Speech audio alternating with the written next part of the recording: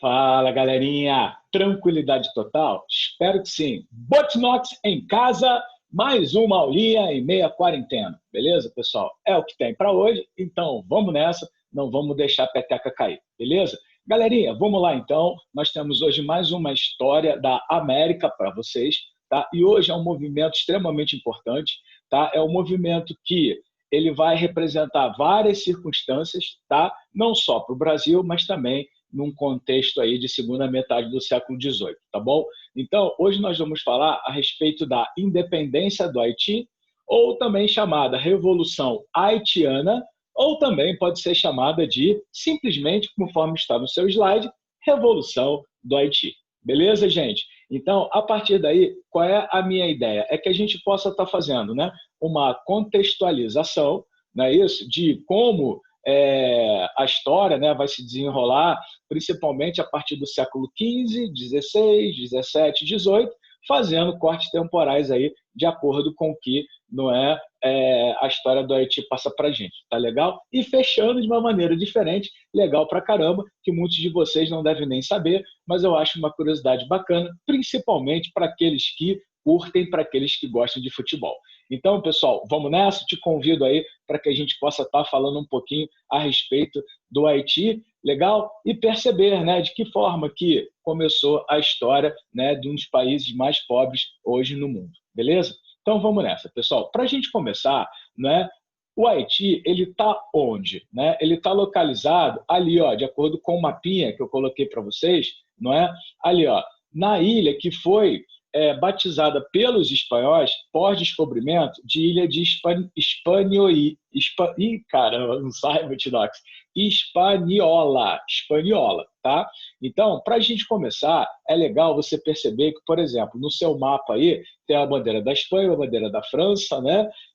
Colônia da Espanha e futuramente, né, colônia da França. Por quê, gente? Em 1492, né, o navegador Cristóvão Colombo, como nós já vimos, ele chegou à ilha de Guaane, né? Ou seja, na América Central, na região exatamente do Caribe ali, tá? Então, para começar, a região em que a gente vai estar conversando, ela era de posse colonial espanhola, tá? Então, a gente começa a nossa história aqui no final do século XV, mostrando para vocês a chegada do Cristóvão Colombo, e a partir daí, né, toda a região, não apenas, né, da parte da linha vermelha para a sua direita, mas toda ela seria, né, colônia da... Seria não, foi colônia da Espanha. Só que, né, isso vai começar a mudar exatamente a partir do momento em que os franceses eles se lançam ao mar, e já no século XVII, olha lá, ó, na segunda metade do século, né, partes do norte e do oeste, agora chamada Ilha de São Domingo, né, foi ocupada por corsários franceses, né? Ou seja, numa ação, né, colonialista, né, da França, o que acontece? Eles se posicionaram mais ao norte e ao oeste da ilha, certo?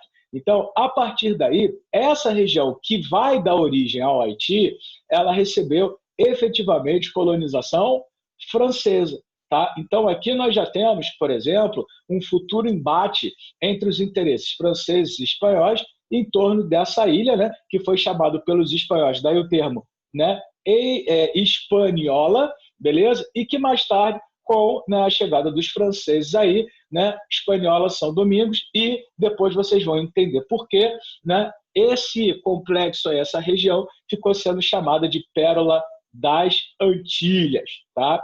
Então, a nossa história começa exatamente a partir do descobrimento pelo europeu, com Cristóvão Colombo em 1492, né? Vamos lá, no século XV, 200 anos depois, aproximadamente, nós temos o quê? Né? A ação de piratas, né? Melhor, vou usar o termo mais correto, de corsários franceses, mais ao norte, extremo norte, né? Oeste, né? De São Domingo, e beleza, né? Nós temos então a base de colonização francesa nessa região, beleza? Então, o que acontece? Os franceses eles começaram a agir com mais intensidade na região, né, de São Domingo, exatamente a partir do ano de 1665, né, criando, então, portanto, essas relações aí frente à Espanha. E, claro, é criado um litígio com relação a isso, e somente no ano de 1697 conforme aparece no seu slide aí, foi feito um tratado entre França e Espanha, tratado de Ryswick, né, onde a Espanha, deixa eu fechar aqui para ficar mais bonitinho, onde a Espanha reconhece o quê, gente? Né, a parte, não é isso? Que está dali para o norte, extremo oeste, não é isso? Posse da França, colonização francesa, beleza? Tá, gente? Botinox, eu tenho que decorar esse tratado aí? Não, cara, você não precisa decorar o nome do tratado, né?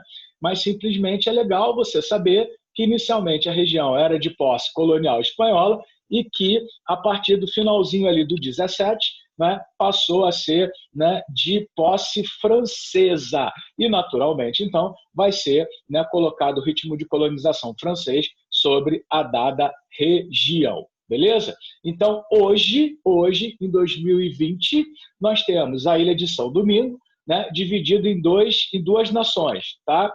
De um lado, a República Dominicana, que é esse território aí correspondente, né, do traçado vermelho para a direita, não é? Beleza? E o Haiti, propriamente dito, do traçado vermelho à esquerda. Né? A sua esquerda, né, a região do Haiti, e a sua direita, então, portanto, né, a República Dominicana. Muito bom. Então, isso só foi uma apresentação, né, dizendo para vocês necessariamente como é que as coisas vão se caminhar, né, em meio a uma revolução que vai trazer um significado bastante interessante aí, tá, para aquilo que a gente vai estar estudando.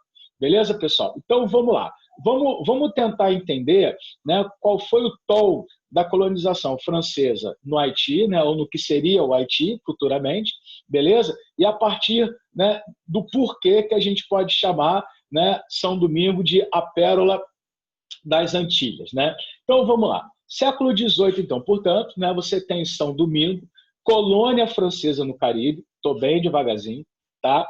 Ela acaba se tornando um dos maiores produtores, né, mundial de açúcar, beleza? Tá? Então, grande parte do açúcar consumido vem daí, tá legal? Né? Que, de certa forma, rivalizaria, né, com a cana-de-açúcar do Brasil, tá? Beleza? Então, as ilhas do Atlântico, né, o Caribe, e mais precisamente São Domingo, é um grande produtor de açúcar, tá? Daí a sua importância, daí a pérola das Antilhas, beleza? Tá? Porque realmente você tem uma produção bastante significativa de riquezas, não é? São Domingo passa a ser grande exportadora de algodão de rum, né? Rum, para quem gosta de Cuba Libre, é uma maravilha, né? Você pega rum, bota com Coca-Cola e manda. Mas como todo mundo aqui, ninguém bebe bebida alcoólica, então, né, ninguém sabe o que é Cuba Libre, ninguém nunca bebeu, né, um rum com Coca-Cola. Mas, de qualquer maneira, o rum ele é uma bebida alcoólica, claro, derivada do quê, gente? Do caldo da cana, né? Não só a cachaça,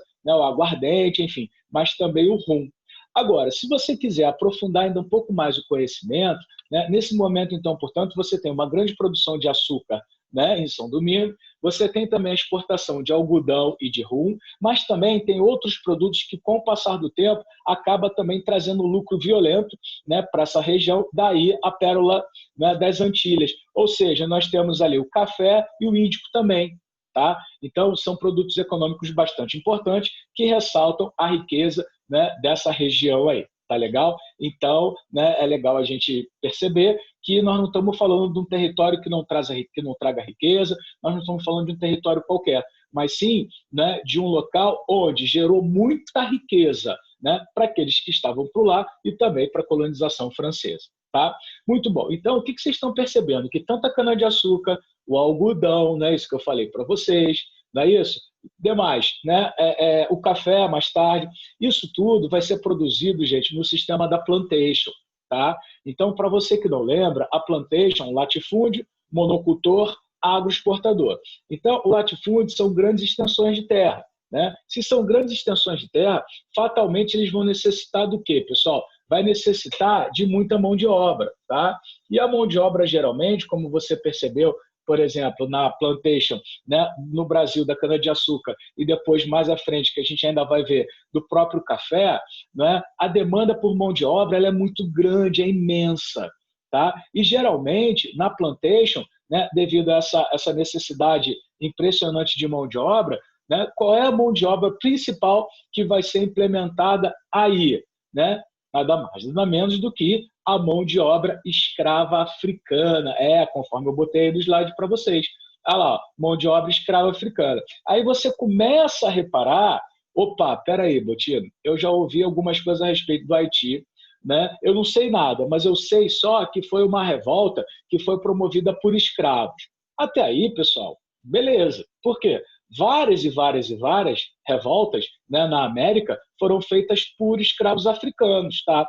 Agora, qual é a grande diferença para o Haiti? O que deu certo para o Haiti? Ou de que maneira, né? Esse processo, então, vale a pena se destacar, né, todas essas circunstâncias que eu estou falando para vocês. Simplesmente para te dizer que a população de cativos africanos era muito, mas muito maior do que de franceses que moravam, né, em São Domingo. Então, quer dizer, se você for parar para perceber, né, a história ela acaba se repetindo. Por quê? Porque tem o algoz, né, e tem todo aquele que, de certa forma, é pressionado a exercer esse tipo de trabalho, ou seja, escravizado por isso. E o número de pessoas que acabam comandando tudo isso é muito menor do que a população em si. Mas no Haiti, gente, a proporção era absurda. Tá? 85% da população, em torno de 800 milhões de habitantes, era o quê? Era negra, era africana, era de descendência africana. Então, se você colocar em termos de número, né, a proporção, se eu não me engano, era 10 negros para cada um branco. Imagina se esses caras de verdade decidissem se levantar até mais rápido do que eles fizeram contra essa, né, extrema escravidão, né, e imposição de sanções severíssimas a esse povo.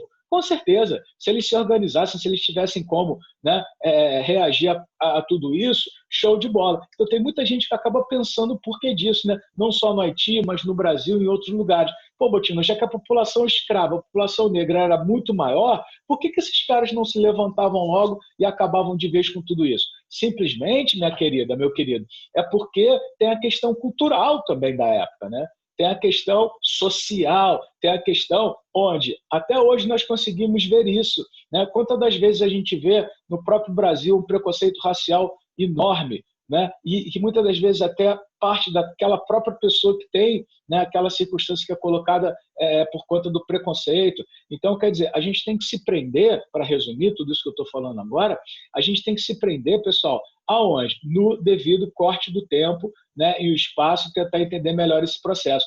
Mas eu só estou te dando esses dados para você perceber que realmente a quantidade de negros escravos, né, no Haiti era muito grande, muito, muito grande. Então, uma possibilidade de uma revolta, de um movimento sem ter sucesso, era enorme também. Eles talvez só tenham demorado um pouco para ver tudo isso aí, tá? Então, mediante isso tudo aí, pessoal, o que a gente pode fazer? A gente pode começar a caracterizar essas forças aí em disputa, essas forças aí em conflito, tá? Tentar entender de que maneira que estava posicionada a sociedade em São Domingo, que vai dar origem ao Haiti, tá? E para isso eu separei 3 classes aqui para gente, tá? 3 classes, e a partir da posição dessas classes, a gente consegue entender no todo o bojo, né, das revoluções, que na verdade nós temos aí, a grosso modo, 3 fases, né, que começa em 1791 e termina com a independência propriamente dito lá em 1804. Tá?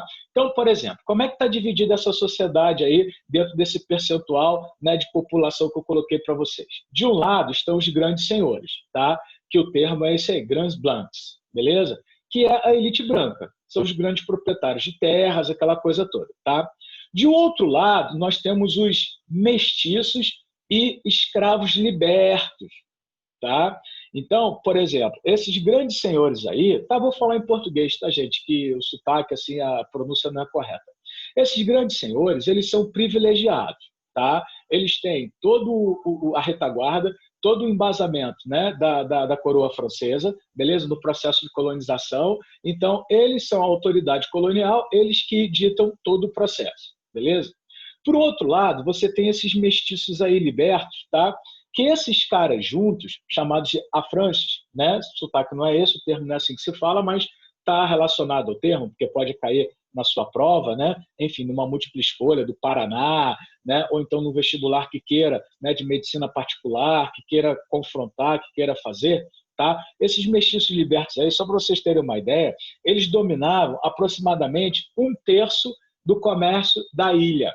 tá? Então, esses caras aí, eles trazem consigo o quê? Uma posição, né, social não de elite, né, mas economicamente falando bem ativa, forte, tá? Então aqui você tem também aquela questão onde, por exemplo, o homem branco, o grande senhor, ele pode tudo, né, a cidadania ampliada, tá tudo certo, tudo tranquilo. Já esses mestiços e libertos aí não.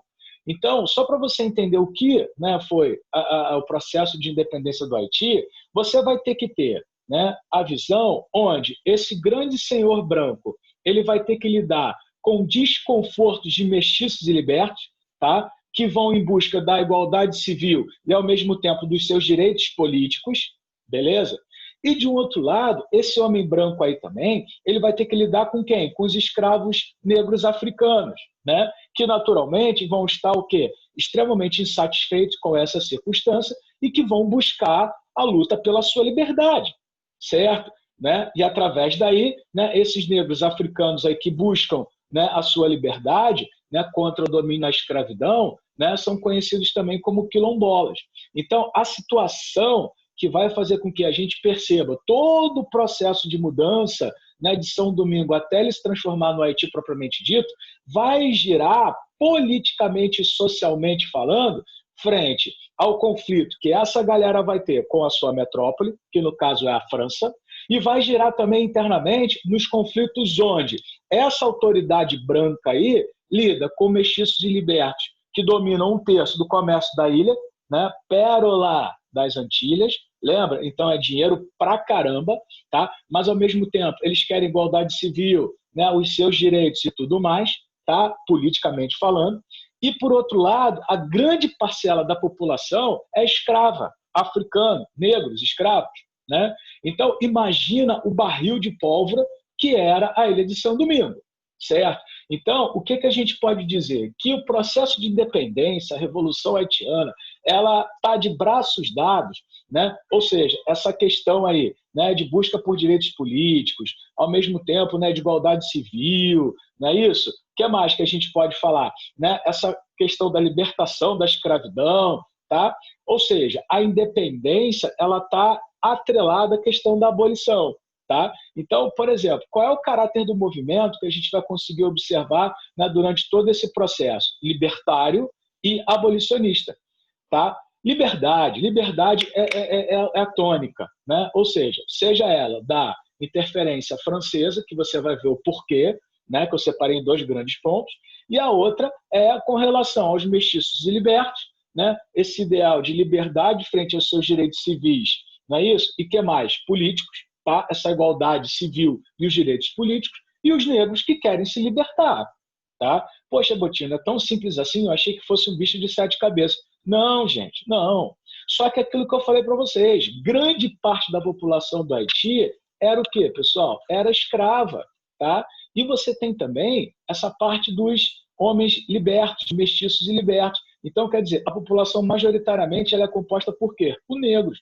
Então, a independência do Haiti, o processo revolucionário em si, ele tem esse caráter diferenciado. Por quê? Porque são escravos, são negros africanos que lutam em prol da sua liberdade, naturalmente da independência da colônia, tá? E nenhum outro movimento, né, nesse sentido, na América, conseguiu êxito. Né? Porque é isso que eu sempre falo. Qual é a diferença da revolta negra, por exemplo, do Haiti, né, com relação aos outros movimentos? Simplesmente porque esse logrou sucesso.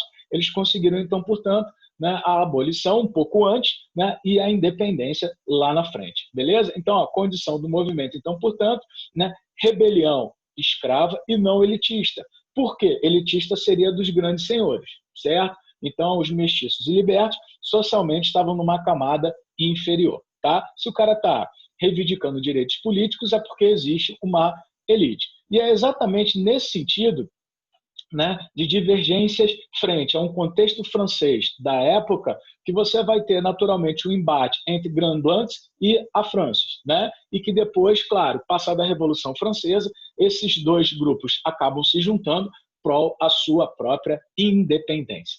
Beleza? Poxa, Botino, por outro lado também é interessante pra caramba, é legal a beça, né? Com certeza. E para a gente conseguir entender isso um pouco melhor, vamos ver como é que a França ela estava vivendo, né, esses últimos anos aí do século XVIII. Muito simples, gente. A França estava mergulhada no quê? Na Revolução Francesa. Para quem não lembra, a Revolução Francesa ela começa em 1789, tá? E alguns historiadores emendam um período napoleônico junto da Revolução Francesa, terminando lá em 1814, 1815 com o Congresso de Viena, tá bom? Eu não gosto de fazer isso, simplesmente coloco que a Revolução Francesa, né? Nenhum historiador discute isso, todo mundo tem isso como um fator predominante, né? Preponderante, que é o início, a partir de 1789, né? Só que você tem a Revolução Francesa começando no âmbito político, que é a Assembleia dos Estados Gerais, tá? E você tem também a Revolução Francesa na prática, na visão do povo, né? E como ato que todos os historiadores também corroboram para aceitá-lo como o início da Grande Revolução, é justamente o quê? A queda da Bastilha. Tá? Só que não confunda, por quê? Porque a queda da Bastilha é um ato como se você pegasse nele, é algo palpável, né? Ou seja, o maior símbolo do absolutismo francês caiu nas mãos, né, da Revolução, beleza? Só que a gente não pode esquecer que a Assembleia dos Estados Gerais é que promove as transformações no âmbito político. Então, são esses dois episódios aí que você tem que ter cuidado. Então, a Revolução Francesa ela começa em 1789, tá? Napoleão Bonaparte ascende ao poder em 1799, 10 anos depois do início da Revolução, e vai sucumbir em 1814, 1815. Então, enquanto a gente está falando de final do século XVIII, né, em São Domingo, que as relações elas se tornam cada vez mais agudas, onde você percebe que, né, como eu já coloquei no slide para vocês, os grands blancs, né, o homem branco, os senhores brancos, e os mestiços, né, eles entram em contato, né, por conta de discordância, né, é claro que é óbvio que o contexto da Revolução Francesa vai fazer com que a autoridade francesa da coroa, que está sendo extremamente questionada e vai acabar caindo, inclusive o rei perde a cabeça, vai deixar de lado os distúrbios dentro de uma colônia. Tá? Então, é legal a gente entender o contexto francês, porque quando eu coloco para vocês ali, França mergulhada no processo revolucionário, o que isso significa dizer? Que a coroa, que a autoridade metropolitana, ela está muito ocupada frente aos distúrbios internos, a ponto de rechaçar, obviamente, o que vai estar acontecendo dentro da colônia, a saber, o Haiti. Certo? E claro que o que a gente consegue perceber com isso? Que a partir do momento que a França está em meio a um processo revolucionário violento, naturalmente, aqui na colônia, né, você tem as forças em disputa, né, que eram os grandes senhores, né, e ao mesmo tempo os mestiços e homens libertos, né, que essa visão da colônia, dessas classes aí, não são iguais, né, até por conta daquilo que eles mesmos faziam. Né? Por exemplo, os grandes senhores, né, como eu coloquei para vocês aí, os grands blancs, eles eram privilegiados. Então, com relação à Revolução Francesa, para eles é complicado. Por quê? Se o Estado absolutista cai, eles perdem os privilégios de nobreza que eles têm. Certo? Então, no primeiro momento, o que os grandes blancs eles fazem? Eles tentam o quê, gente? Eles tentam se afastar desse processo revolucionário. Só que, por outro lado, os afranches, né, nos casos, os mestiços e os né, recém-libertos ou homens libertos, eles não, eles querem mandar representantes para onde? Para a Assembleia dos Estados Gerais, para conseguir ver o que estava acontecendo e buscar a sua o quê? A sua voz, né? Ou seja, buscar participação, representação. Então, de um lado você tem, portanto, os grandes blancs, né, que eles são contrários a esse afã revolucionário, que justamente a partir daí eles perderiam os seus privilégios e por conta disso eles acabam se afastando desse contexto. E por outro lado, lembra que eu falei, né, que esses mestiços e libertos eles procuram, né, os seus direitos políticos, essa igualdade civil? Então, frente ao movimento revolucionário, sob o olhar atento, né, dos princípios iluministas, propondo o quê? Justamente o fim das práticas desse antigo regime, que para essa galera era exatamente o quê? Né? Massacre, massacre, massacre, massacre. Então, a partir daí, lembra que eu falei para vocês que os grandes senhores eles teriam que lidar com essa questão, né, de mestiços e libertos buscarem os seus direitos políticos e, ao mesmo tempo, não é isso? Essa igualdade civil, que traduz em todo o ideal da Revolução Francesa, né, igualdade, liberdade e fraternidade, né? E, de outro lado, também, esses senhores que só tinham a sua plantation desenvolvida a partir do quê, gente? Da mão de obra escrava. Tá? E que, por esses ideais de liberdade, vai chegar um momento, por conta não só do contexto externo dentro da França, mas também por conta das desavenças dentro de São Domingo, do Haiti, que você vai ter o quê? Né? Os homens blancos, né? Ou seja, os grandes blancos, os homens brancos, não conseguindo segurar mais o processo de escravidão e, naturalmente, isso vai acabar, né, se fragmentando, enfraquecendo, até o momento que não tinha outro jeito a não ser o quê? Conceder, né, liberdade aos escravos. Mas eu espero que vocês tenham entendido, espero que vocês tenham conseguido relacionar, né, a posição dos Grands Blancs, né, dos afranches e também dos negros escravos africanos. Então, pessoal, esse processo de movimentação revolucionária, de mal-estar, de problemas complicados dentro de São Domingo começa em 1791, onde o Haiti mergulha em um complexo processo de lutas internas, lutas essas que eu já contextualizei para vocês, acabei de falar, tá? Iniciando, então, o processo revolucionário a partir de uma convocação de um cara que, botei a foto dele aí para vocês, ó. Quem é?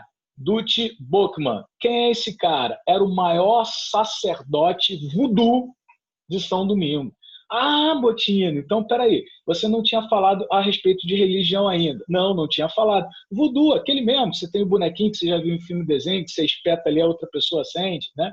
Ou seja, né, o voodoo ele era extremamente praticado lá em São Domingo, até porque ele é de herança africana, né? Então, esse cara aí que está na foto, o Dutti Boukman, ele simplesmente ele convoca a população, né, que estivesse se reunindo exatamente para sair dessa opressão, não é isso? Então, a partir de 1791, né, é tido como um dos primeiros grandes chefes, né, do processo revolucionário, né, revolução, mudança, né, em São Domingo, que vai dar origem ao Haiti, né, o supremo sacerdote, a autoridade mais, vamos dizer assim, importante, né, da prática religiosa da maioria desses escravos aí, tá bom? Muito bom. O que a França ela faz, né? Se o processo revolucionário ela começa em 1791, lembra que a Revolução Francesa começou em 1789, né? E no início, o que acabou acontecendo? A França, por estar mergulhada em seus problemas internos, né, é meio que, vamos lá, estou muito ocupado aqui, não dá para ver, tal. Mas com o passar do tempo, o que foi acontecendo? A França, obviamente, preocupada com esse processo de revolução e, naturalmente, perder a pérola, não é isso, das Antilhas, decidiu, claro, partir para quê, gente? Para a recolonização efetivamente, tá? Efetivamente. E com isso, o que acontece? As relações entre franceses e o pessoal lá de São Domingo vai acabar se tornando mais aguda, mais tensa, tá? Então, o que acontece? Em 1792, né, os franceses decidem mandar tropas para São Domingo, exatamente para quê? Para colocar ordem, né, na sua colônia. Então, são enviados a São Domingos aproximadamente 6.000 soldados franceses, tá? Para quê? Para pacificar a colônia e, ao mesmo tempo, para afirmar a autoridade, né, metropolitana, certo? Mas não vamos esquecer que em 1792 a Revolução Francesa, o pau está quebrando, não é isso? E dentro da própria Revolução Francesa, quando vocês estudarem lá com o professor Marcelo, você vai ver que existiam várias fases, tá?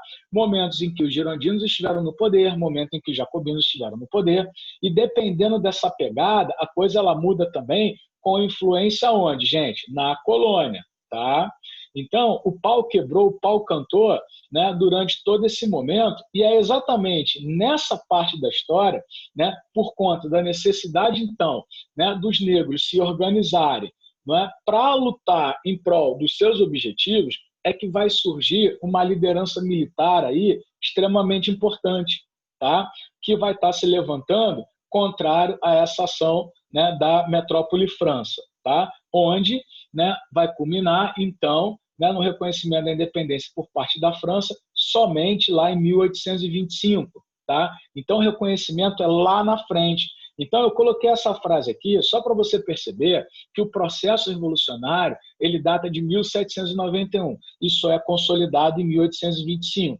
Mas é claro que para chegar em 1825, a gente tem que passar por toda essa liderança, por todo esse embate, né, entre, vamos lá, essa população de São Domingo com a coroa francesa. Então, é exatamente por conta desse envio de tropas e a necessidade, então, portanto, né, deles se organizarem para lutar em prol dos seus objetivos, que aparece a liderança do Toussaint Louverture, né, ex-escravo, naturalmente negro, né, espetacular general, que vai se tornar, então, nesse momento, né, o líder da Revolução.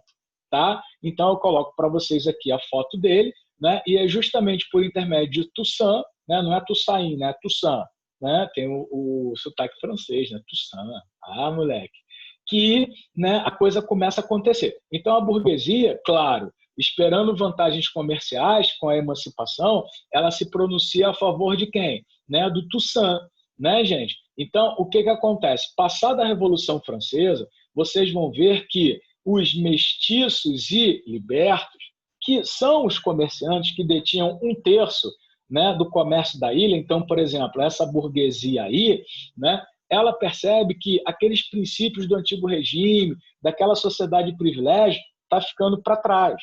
Né? E, ao mesmo tempo, os grandes senhores percebem também que a França, mergulhada num caos, né, não dava para eles permanecerem com aquela ideia de privilégios, né, até então vistos, né, durante todo o antigo regime. Então, o que vai acontecer a partir daí? A partir desse momento, a gente percebe também uma mudança, né, dentro do contexto revolucionário francês, a ponto de radicalizar as relações na colônia. Por quê?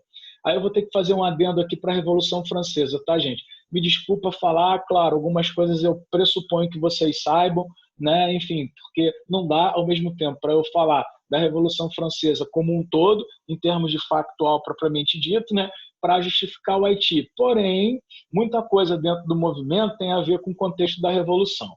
Então, para a gente tentar entender alguma coisa aqui, deixa eu ver o tempo da aula. Ih, rapaz, vamos tentar fazer aí. Eu vou contextualizar alguma coisinha para vocês, tá? Para vocês não ficarem tão perdidos assim. O que acontece? Dentro da França era vivido o absolutismo, certo? Só que, de acordo com a história, a Assembleia dos Estados Gerais fez com que, né, o terceiro estado ocupasse a sala do jogo da pela, né, e que eles só sairiam dali a partir do momento em que a França tivesse uma constituição. Dito e feito, a França acabou se transformando numa monarquia constitucional. Obviamente, o rei fica descontente, mas foi assim que a coisa foi acontecendo. E a partir do momento em que você tem uma monarquia constitucional, o poder ele não emana mais do rei, mas sim da divisão dos 3 poderes. Né? Muito bom. Então, eu vou estar caracterizando para vocês o quê? O legislativo, né? Como se fosse um parlamento, mas que na França tinha um nome específico. Qual era? Convenção. E essa convenção ela era formada por quem? Né? Por burgueses que, dependendo do lugar onde eles sentavam, né, acabaram-se por configurar a questão política, né, de forças de direita e da esquerda, só que assentados, vamos lá, no lado direito, né, estava a grande burguesia, que eram conhecidos como girondinos. E à esquerda, né, quem é que eu tenho? Eu tenho, né, a pequena e média burguesia, que eram os tais dos jacobinos. Tá? Então, dentro do processo revolucionário francês, o que se observa? Que, num dado momento, a convenção ela ficou na mão dos girondinos, né? Que possuíam um caráter moderado, né, no sentido de revolução. Tá? Porém, os jacobinos, não satisfeitos, o que eles fazem? Eles tomam a convenção dos girondinos e radicalizam o processo revolucionário. Tá? Então, esse momento de radicalização do processo revolucionário, quando a convenção caiu na mão dos jacobinos, é chamado período do terror. E é exatamente nesse período do terror, que os jacobinos decretaram a abolição da escravidão nas colônias, certo? E essa, né, abolição da escravidão nas colônias, naturalmente, vai surtir, né, efeito lá em Santo Domingo. Né? Efeito que lá na frente vai ser negativo para a França, porém, nesse momento da história, foi positivo, porque eles conseguiram incorporar o exército francês 4.000 soldados negros de São Domingo, entendeu? Só que, ao mesmo tempo, esse ponto aqui, ele já caiu em diversas provas de vestibular, como a FUVEST, BUNESP, Unicamp.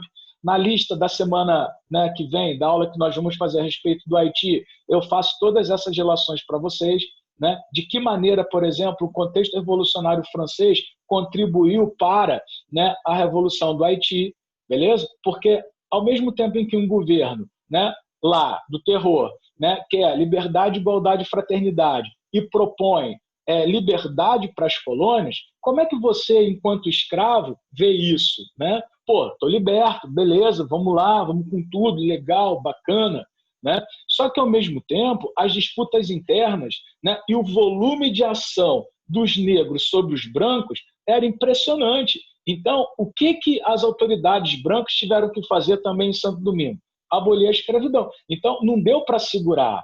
Eles não aboliram a escravidão simplesmente porque vamos lá, que nós somos bonzinhos, que está tudo certo. Não, foi por conta da pressão externa decretado pelo governo jacobino no período do terror e pelas disputas internas, né, onde a minoria branca já estava sendo massacrada, obviamente, em meio a essas revoltas. Tá? Então, você está percebendo que são diversos fatores interligados, entrelaçados. Tá?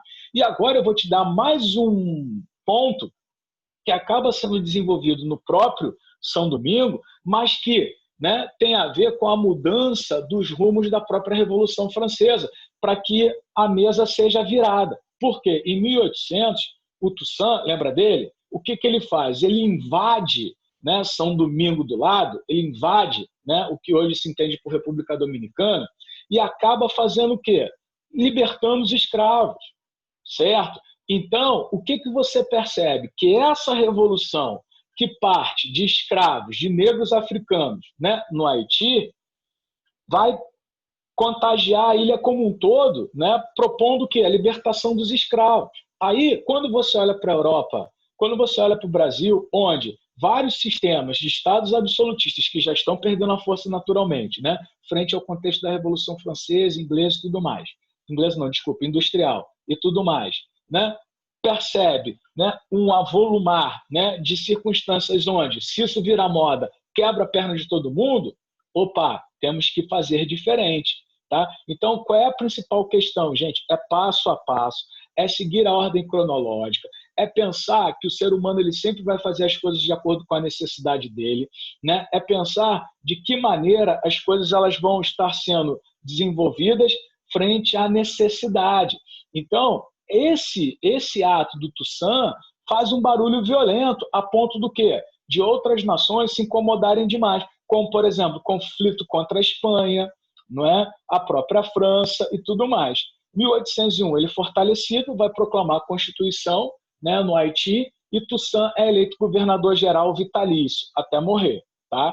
Só que para toda ação uma reação. Né? Por quê? Porque o período do terror acaba, os girondinos eles retomam o poder na França, né? A conspiração dos iguais depois, mais tarde, tenta, né, derrubar, tá certo, os girondinos novamente, e o golpe de misericórdia para a pequena e média burguesia acontece no momento em que, para o povo de uma forma geral na França, quando um jovem general extremamente, né, habilidoso, né, acaba tomando o poder com a ajuda da grande burguesia na França. De quem que eu estou falando? De ninguém mais, ninguém menos do que Napoleão Bonaparte.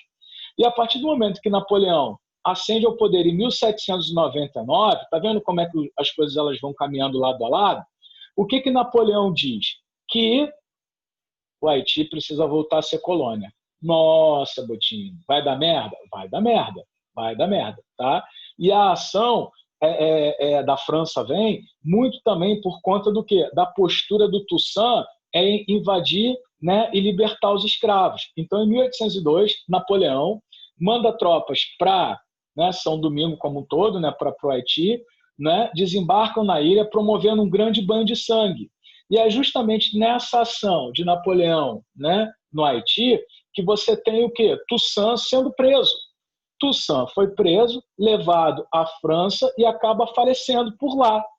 Então, nessa prisão do Toussaint, né, o que acontece? Gera a necessidade, então, portanto, de um surgimento de um outro grande líder que possa estar conduzindo essa galera aí dentro desse processo, não é, revolucionário. Muito bom. Quem aparece? Jean-Jacques Dessalines. Tá? Então, vamos lá. Né? Jean-Jacques Dessalines, ele acaba se tornando o novo líder do movimento, tá? Que é esse que está aí debaixo da minha janelinha. Aqui, ó, né? Dessalines, então, portanto, assume, né, o lugar de Toussaint, que foi preso e levado à França e acaba falecendo por lá. E, justamente a partir de Dessalines, o que a gente percebe? Que a luta continua, né? Só que já nesse momento da história, eles recebem o apoio de quem? Dos Estados Unidos e da Inglaterra, né?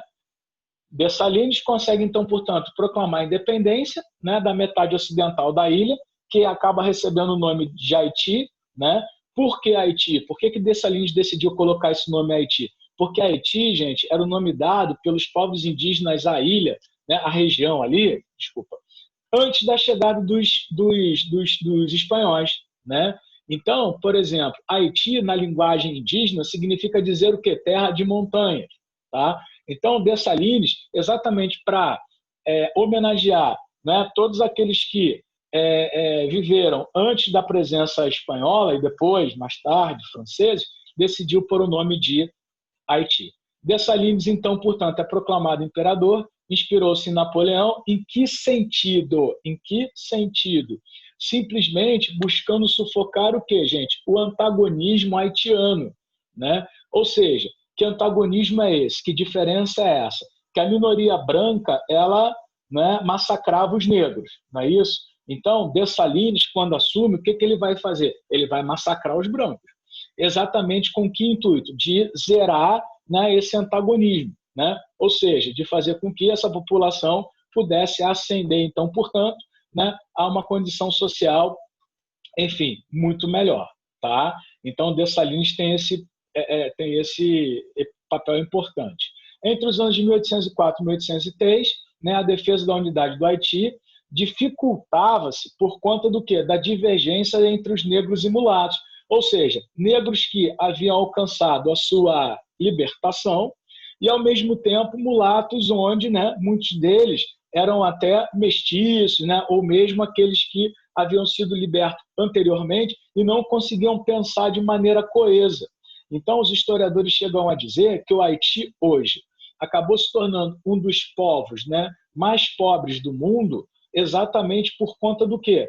Das divergências internas entre os seus próprios integrantes, né? Ou seja, após o processo de libertação da escravidão e, ao mesmo tempo, de independência, você não consegue ter um governo coeso que vá atender às reivindicações das várias etnias presentes ali dentro do Haiti, né? Ou seja, Dessalines conseguiu fazer, de certa forma, até quando foi vivo. Só que a partir do momento em que ele morre, o que gerou-se? Né? Várias rebeliões, não é isso? Beleza? E nós temos ali, né, várias rebeliões vitoriosas, implantando no oeste e no sul um governo republicano, separatista e tudo mais. Ou seja, eles mesmos, eles não conseguiram, né, se entender a ponto de fazer com que aquela pérola das Antilhas, né, extremamente rica na produção do açúcar, enfim, né, teve lá no trend top, né, com relação à riqueza, geração de riqueza, né, posição estratégica, geograficamente falando, né, conseguisse, então, despontar com uma grande potência, né, mundial. Então, qual é o resultado? Qual é o saldo de tudo isso que a gente percebe dentro do Haiti? Tá, libertação dos escravos, movimento feito, né, genuinamente por escravos africanos em prol da abolição e da sua independência, deu certo, beleza, tá? Porém, a economia, ela ficou o quê? Arrasada, produções destruídas pelos conflitos, né? Fazendo com que o Haiti independente não tivesse base sólida de desenvolvimento, né? Então, de acordo com essas desigualdades, o que acabou acontecendo? O Haiti, até hoje, é um dos principais, um dos países onde a gente pode destacar mais pobres do mundo, né? Ou seja, a miséria, né, é muito grande, tá? A desigualdade social é estupenda. beleza? E, claro, tudo isso faz com que, ao longo da história do país, hajam revoluções, revoluções, revoluções, disputa por poder, golpes e tudo mais, né? O que a gente pode destacar agora no final, que eu te disse que eu faria, é que no ano de 2004, né, o que a ONU fez mediante, né, a todos esses conflitos que eu acabei apontando para vocês aí? A ONU simplesmente enviou, né, em 2004, uma missão de paz. Exatamente missão de paz essa com o intuito de minimizar, não é, os conflitos, tá, e essa troca de ditadores no Haiti. Então, a missão de paz ela começa no dia 10 de setembro de 2004, tá? Onde vários países participaram, uma geografia fala muito mais, né, com propriedade do que eu em termos de geopolítica, tá? E essa missão de paz, ela ficou valendo até o ano de 2017. Se você for pesquisar, se você for ver, você vai perceber que a grande parte do comando da missão de paz do Haiti ficou a cargo de militares brasileiros, né? Então, também no ano de 2004, o que foi feito, né? Foi feito um jogo de futebol, né? Ou seja, a seleção brasileira de futebol acabou levando, né, alegria e gols ao Haiti, porque o jogo foi 6-0, né? Só que tem uma curiosidade, por exemplo, o jogo, gente, ele foi feito no dia 18 de agosto, meu aniversário é dia 19, por isso que eu nunca mais esqueci. Dia 18 de setembro, né, desculpa, o meu aniversário é 19 de agosto, o jogo foi 18 de setembro, então, quer dizer, é muito perto. 18 de setembro ou de agosto? Nossa, deu branco agora. Mas o que eu não esqueci, que eu até anotei aqui, né? A missão, ela começou, a missão, né, humanitária no Haiti, no dia 10 de setembro de 2004, tá? Então, o que acontece? O jogo foi 18 de agosto, é isso mesmo, perto do meu aniversário. 18 de agosto. Então, o jogo ele aconteceu um pouco antes do estabelecimento efetivo de um contingente de tropas ainda maior. Só que eu coloquei essas fotos para vocês aí, eu não sei se você consegue ver, mas, por exemplo, nós temos, pessoal, foi mal aí, cachorrinho late mesmo, mas já estamos acabando já, que se eu parar agora eu não consigo finalizar a aula. Então, pessoal, o que acontece? Aqui nós temos exatamente, né, a seleção brasileira de futebol chegando até, né, o Haiti, que eles passaram aproximadamente por 5 quilômetros, né, do aeroporto até o campo de futebol. E foi praticamente um corredor humano, né, ao longo desses 5 quilômetros, exatamente para quê? Para poder receber a seleção no estádio, né? Então, a partir daí, o que a gente consegue perceber? Né? Toda a trajetória da seleção dentro de tanques, né? Porque o Brasil ele foi dividido justamente, né, em 2 tanques para poder levar o time até o estádio, né? E isso trouxe uma felicidade, uma alegria violenta. Se você tiver curiosidade em tempos de crise, de pandemia, cara, joga no Google e vai pesquisar. Cara, foi muito lindo de se ver. Eu me lembro bem desse dia, né, do jogo. E a seleção tá aí, né? O Ângelo, o César, lá, o Ronaldo Fenômeno, o Juninho Pernambucano, né? Aí você tem o Roque Júnior, né? Você tem ali o Ronaldinho Fenômeno, né? O Roger, enfim, o Belete, o Roberto Carlos, beleza? Né? O Gilberto Silva e o cara que jogava no ataque ali, eu acho que o número 11 era o Edu, se não me falha a memória. Ou era o... Não era o Edu, não, cara. Tá me fugindo o nome dele agora, mas ele tá ali. Ele tá ali, tá? E aqui embaixo nós temos a foto exatamente dos jogadores do Haiti abraçados com a seleção brasileira. Vocês têm que ver a alegria que foi desse povo, extremamente, não é, massacrado, mergulhado em conflitos, morte, destruição, fome, né, ao receber ídolos como Ronaldo Fenômeno e o próprio Ronaldinho Gaúcho, né? Então, quer dizer, é uma curiosidade que a gente traz para vocês aí em tempo de pandemia, que, de certa forma, né, tem a ver com essa questão de missão humanitária, né, de que forma que o esporte pode estar contribuindo para amenizar toda a problemática de vida, de mundo, né, num povo tão sofrido como é a do Haiti. Beleza, pessoal? Espero de coração aí que eu possa ter te ajudado, né? Uma história que talvez você não tenha, né, visto todos os dias ou, né, entendido alguma coisa a respeito. Tá? O roteiro está lá no aplicativo, os slides devem estar aí na sua mão, tá legal? A aulinha está aqui, tá? Na próxima aula nós faremos uma lista de exercícios que estabelecem uma série de relações que são bastante interessantes para o teu vestibular, né? E mais uma vez espero poder ter te ajudado, né? Não vamos deixar a peteca cair, vamos nessa, força, foco, disposição, até porque foguete não dá ré, beleza? Então, pessoal, a gente se vê na próxima aí, tudo de bom, fiquem com Deus e um grande beijo. Valeu!